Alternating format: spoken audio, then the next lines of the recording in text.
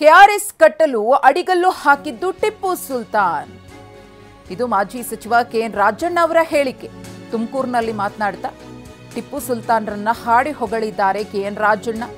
ಕನ್ನಂಬಾಡಿ ಕಟ್ಟೆಯನ್ನ ಪ್ರಾರಂಭ ಮಾಡಿದ್ದೇ ಟಿಪ್ಪು. ಬಳಿಕ ನಾಲ್ವಡಿ ಕೃಷ್ಣರಾಜ ಒಡೆಯರ್ ಅವರ ಕಾಲದಲ್ಲಿ ಅದು ಸಂಪೂರ್ಣವಾಗುತ್ತೆ. ನಾವು ಇದನ್ನ ಮರೆಯಬಾರದು ಎಂದಿದ್ದಾರೆ ಕೆಎನ್ ರಾಜಣ್ಣ. ಹಾಗೆಯೇ ರಾಜ್ಯದಲ್ಲಿ ರೇಷ್ಮೆ ಬರುವುದಕ್ಕೂ ಕೂಡ ಟಿಪ್ಪುನೇ ಕಾರಣ. ಟಿಪ್ಪು ಸುಲ್ತಾನ್ ರೇಷ್ಮೆ ಜನಕ ಎಂದಿದ್ದಾರೆ ರಾಜಣ್ಣ. ಸುಲ್ತಾನ್ ಕಡ್ಡಿ ಅಂತ ರೇಷ್ಮೆ ಬೆಳೆ ತಂದಿದ್ದೇ ಅವನು.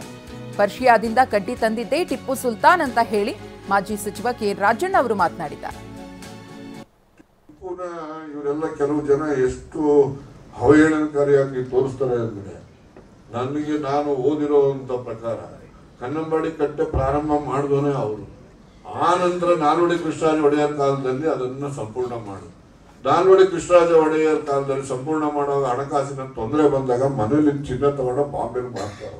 ಗೊತ್ತಾಯ್ತಾ? 1924ರಲ್ಲಿ ಅದು ತಮಿಳುನಾಡಿನವ್ರ ಜೊತೆನಲ್ಲಿ ಅಲ್ಲಿನ ಬ್ರಿಟಿಷ್ ಸರ್ಕಾರ ಇದ್ದು ಪ್ರೆಸಿಡೆನ್ಸಿ ಅವ್ರ ಜೊತೆ ಅಗ್ರಿಮೆಂಟ್ ಮಾಡಿಕೊಂಡು ಇಷ್ಟು ಇರಬೇಕು ಅಷ್ಟು ಇರಬೇಕು ಅನ್ನೋ ಡಿಸ್ಪ್ಯೂಟ್ ಬಂದಾಗ ಅವರು ಮಾಡಿಸ್ತಾರೆ. ನಾವು ಅದನ್ನ ಮರಿಬಾರ್ದು. ಅದೇ ಟಿಪ್ಪು 4 ಯುದ್ಧ ಮಾಡ್ತಾನೆ ಬ್ರಿಟಿಷ್ನವ್ರ ಮೇಲೆ. ಮತ್ತೆ ರೇಷ್ಮೆ ಬಂದಿದೆಯಲ್ಲ ನಮ್ಮ ರಾಜ್ಯದಲ್ಲಿ, ರೇಷ್ಮೆಗೆ ಅವನೇ ಜನಕ.